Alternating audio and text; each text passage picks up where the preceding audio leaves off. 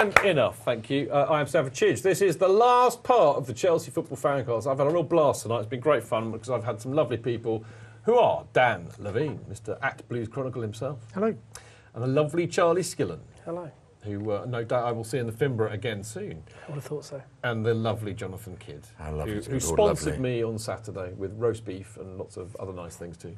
Thank you. Joy, you must come again. I would love to. It was great fun. Now, at this particular juncture, we like to do a bit of statage, you see, and our mate Chelsea Chadder provides us with a few stats, and then we hand them to Jonathan Kydd, and then he reads them out in a proper, serious, adult-like voice, but only after we've heard this sting. I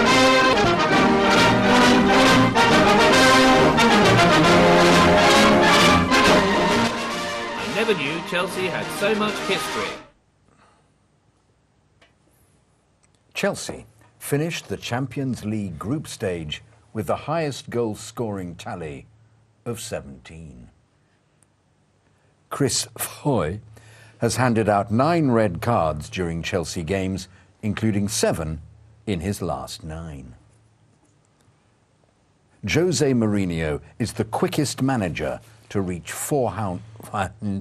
I'm sorry, I'll read that again. There's no second takes in this, mate. Jose Mourinho is the quickest manager to reach 400 Premier League points. Pt.6 made his first Premier League start for the Blues since April. Ramirez has made 100 appearances for Chelsea at Stamford Bridge. And now, the moment we've all been waiting for. The stat of the week. Stat of the week. John Terry is the first player to win 400 games with Chelsea. Wow, that's a stat! That is a stat! That is a stat. That's amazing. Stat of stats. It is. That's quite cool. 400 games. 400. The first Chelsea player to win 400 games. He's a legend and a wonderful player. Quadruple ton. John Terry's won the quadruple ton. It's a bit mental, isn't it? Yeah, it won't work. It's good.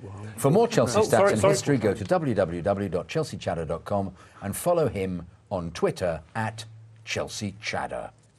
Well worth following him. Good stats come out from the Chad. And a lovely bloke too. Yes, and you read that beautifully. That's the best you've ever read it, actually. Thank you. You know Cecil. Is it Cecil B. DeMille's great direction to John Wayne in the greatest story ever told? John, just give it some awe. Awe. Surely he was the Son of God. You gave it a bit of awe tonight. Thank you. There was a kind of religious aspect to it. I'm in awe of you all the time, Jonathan. You know that. Thank you.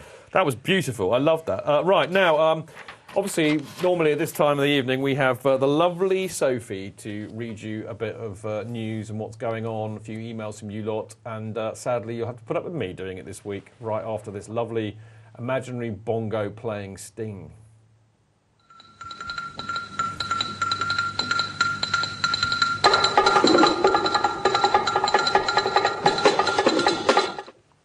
Right, enough bongos. Thank you. I was watching you. I was caught bongoing. You were caught bongoing. There'll be no surreptitious bongoing on this show anymore. Right. Now, first up, this is great. I met a lovely, lovely guy on Saturday at the CFC UK stall by the name of Ian Starkey. And Ian has written a book. This is it. Can you see the book here? No, not that book. That's the next book. This book here. There you go. You can see that. Lovely. Okay, and it's called From Black Cabbing to Blackouts. And it tells the story of him being a cabbie and also, very importantly, following Chelsea over land and sea until he very sadly suffered from a very severe stroke, which changed his life completely. But it is a very, very uplifting book, I can tell you that now. It's well worth a read. It's quite a small book, my favourite kind of book, not many pages, a few pictures. And it's only £6.99p, and you can get it from Amazon. And you can also pick it up from the CFC UK stall. I commend it to you. It's a cracking little read, and he's a lovely bloke, so it's it's worth helping him out. Now, you've already had a sneak preview of it, but the lovely Al Gregg, who wrote the book The Wrong Outfit, you did see a picture of that a minute ago. Hopefully, there we go. Now, it's a great, great book, and it's basically about a boy growing up and discovering punk and Chelsea and kind of growing up with all of that. And he's brilliant, and he's a great friend. He's been on the show many, many times. Anyway, he has done several he's done several chapters of the book as audio versions, and one of them is done by Mark Worrell from Gate 17, who you all know and love. One of them is done by Ray Gange, who was the roadie for The Clash in the film The Rude Boy, who is also a Chelsea supporter. And lastly, one of them has been done by your old Uncle Chidge. So listen to the other two, don't worry about mine. But anyway, if you want to have a listen, it's great fun because Al's done some effects and stuff. It's great. It's a bit like a Radio 4 kind. It's a bit like a book at bedtime. It's got effects in it and stuff. It's great. So my voice goes through the kind of, the echo chamber and stuff like that. It's good. Anyway, if you want to listen to that, please do. You can check it out. Basically, go and find it on SoundCloud, the Wrong Outfit. What I'll do is I'll put a little piece up on the chelseafancast.com website with a link to the SoundCloud, or I'll embed it on the site, and you can have a listen there. But it's really good fun. Also, we have to say congratulations to Al on the birth of his lovely new baby son, Billy Whiz. Well done, Al. I think a round of applause for Al. Lovely, cute kid. Al had a great picture on his Facebook account of and he's 2 days old, this kid, and he's got this baby in his arms watching the whole match on, he's obviously on a dodgy stream on his computer with his little son. It's a lovely moment, so well done, Al. Now, we have some emails to read out. We have 2 emails, which doesn't seem half enough to me. Yeah. Get emailing, people. You didn't know it was going to be me this week. For all you know, it was going to be Sophie. So where are the emails? Poor show. Right, now, the first one's great, actually. You'll love this. Good morning. All the way from the States, it says. More specifically, Milwaukee. That's where the Fonz was filmed, wasn't it? That's where the Fonz was filmed? The Fonz, Happy Days. Yes, I'm aware of his work. I know we've established that you're not that, that you are actually a lot younger than me, but you're not so much younger that you can't remember the Fonz, The Fonz and Prince. And Prince. Thank you. Good knowledge, Dan. Okay. I like that. What was it? Paisley Park. There we go. What Made Milwaukee Famous Made a Loser Out of Me, sung by Rod Stewart. Great song. Wow, knowledge. Like that. Okay, anyway, good morning from Milwaukee, Wisconsin. I try to catch the podcast whenever I can. My 3-year-old daughter, Mia, and I are huge fans and watch games together weekly. Attached is a photo of her doing her best impression of her old favourite player, David Luiz. Let's see. There we go. Can you see that?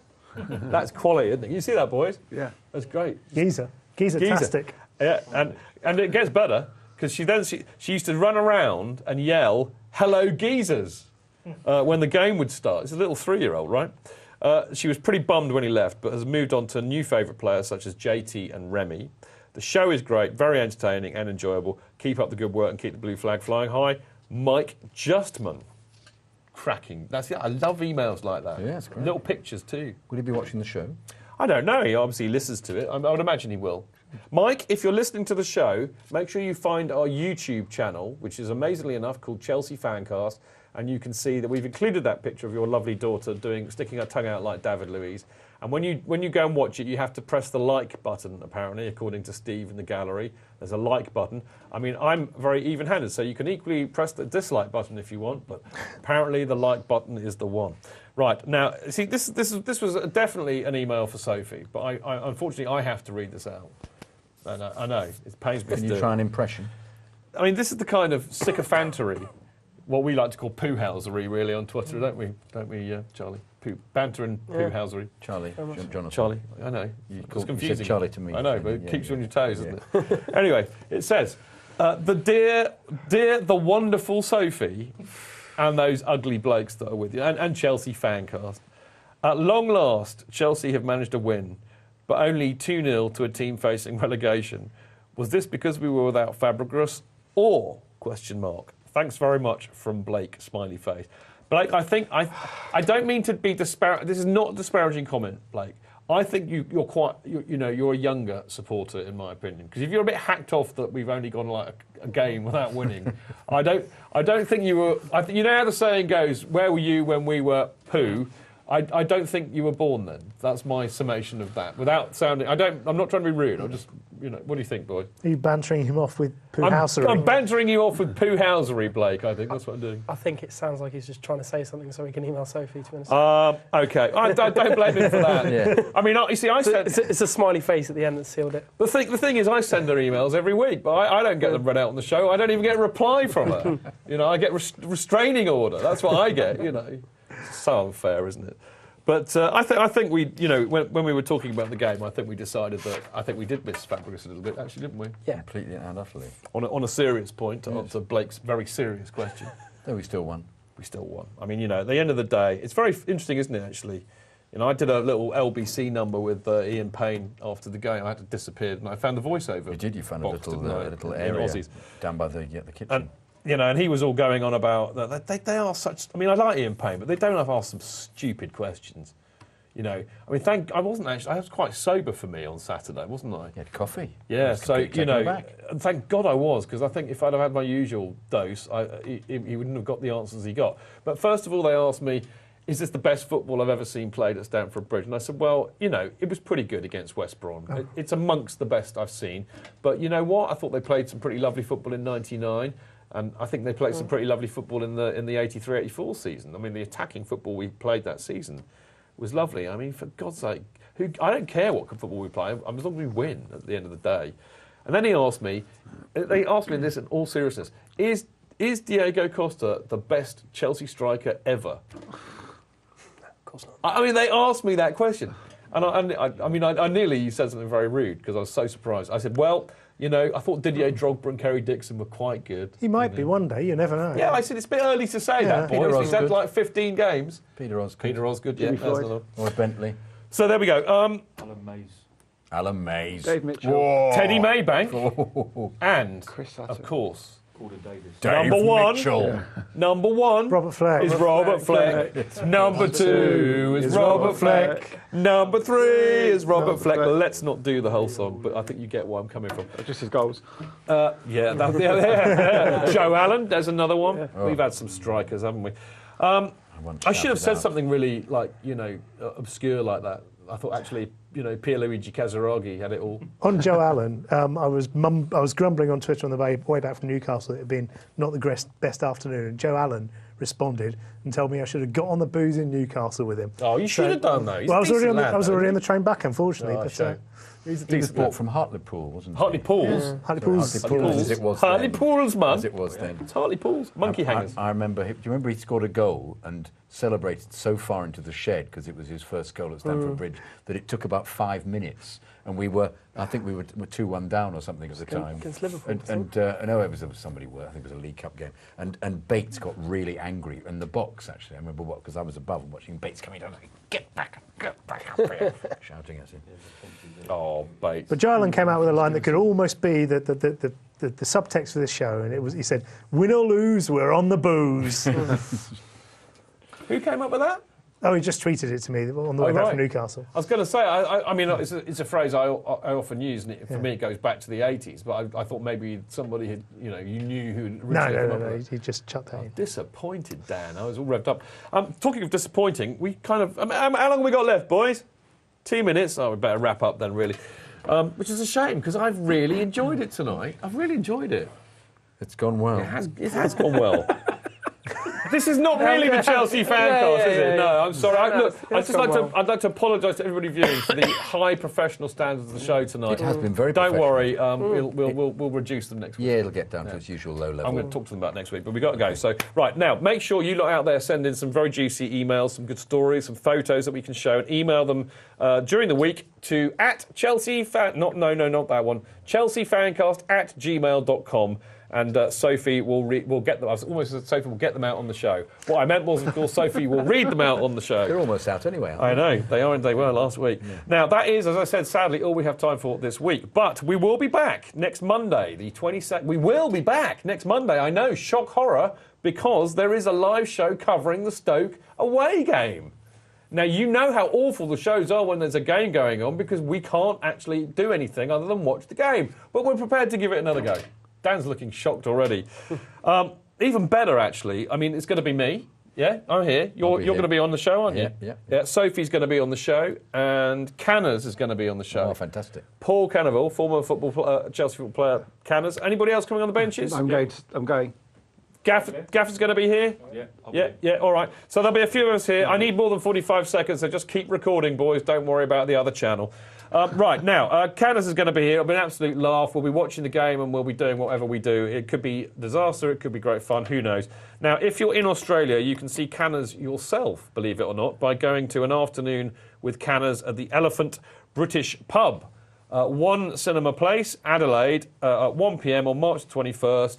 And email adelaide@chelseaadelaide.com for more details. Now, we've got a load of guys who we know out there who will give him a very warm welcome. It should be an absolute hoot, so make sure you go. Now, don't forget to follow the show on Twitter, @ChelseaFanCast, and make sure you check out all of the great blogs and stuff that I write, Clayton writes, other people write, on the website, chelseafancast.com. And you can also find some information on there as to where you can download or listen to or watch this wonderful show. And, of course, check out my weekly lovely articles on the International Business Times UK Sport, @IBT UK Sport. They're good. I mean, I think I gave a copy to Dan and Charlie earlier on, and they've marked them out of 10 for me. So, proper journalists will give me a mark. Anyway, enough of that. Brilliant to see you, Dan. Fantastic to see you, Dan. It's delightful to be here, yeah, as it really always. is. Okay. Bravo. Brilliant. Yeah, quite right. Bravo. Quite right. Now, if Always a privilege having Dan on the show. Isn't it? If I don't see you before Christmas, have a great Christmas, mate. Cheers, mate. No doubt you'll be in Stoke next week. I will. Will you be at the Chelsea Trust? I will. Christmas I'll see you do? Thursday. So I'll see you there. I'll see you Thursday. Excellent. I'll be there for a short time, but I will be there. Okay. Charlie, brilliant to see you again. As always. He's a regular. Thank you very much. Yeah, Good well man. done, yeah. We love having you on the show, Charlie. You talk a very lot much. of sense. It's great to have you cheers. here. Jonathan Clap for Kydd. Charlie. Yeah, clap for Charlie. Cheers. Brilliant. And, mate, it's brilliant to see you. Thank you, John. And it was brilliant. It was really lovely to sit down and watch a game with you. Yeah, you're a great company, very informed. And, thank you. And it's very lovely to sit, because I frequently, on the few occasions I have the ticket, I'm normally taken away supporter, and it's nice to have the joy of having somebody who knows about the game with me is great. It's fantastic. Well, I'll it's just give a quick plug to of course. my video, which is my Dance Like My Dad videos on my website, which is my new comedy song. That's right. Which is perhaps funnier than the King of Thongs one. Well, I don't know. The King of Thongs was up there. It went mate. down, thank you very much. Yes, Dance Like My Dad, this one. Yeah. I was trying to think of a funny thing to say on the back of Thongs. Yeah, no, I but couldn't. it didn't arrive. Why didn't you call it the Thong Thong? That would have been, that's funny. Okay, fair enough. have done. We should have done. Now, check out the Rudy V stuff, because they are very funny, and I do retweet them. Jonathan tweets them, and I'll often tweet them from Chelsea Fancast. thank Now, you. finally, thank you to the lovely people on the benches. Let's have a look at the benches. Let's give them a round of applause. They have been Gaffer, they have been Dan, and they've been Andy. Great to see Andy back on form. Lovely stuff. Well done, boys. Right, now that is really it. We got to go. Thank you lot, for listening on Mixlr Live. Thank you for anybody who's been watching. See you next time. Until then, keep it blue, keep it carefree, and keep it Chelsea. Up the Chelsea! Yes, you can, Cat.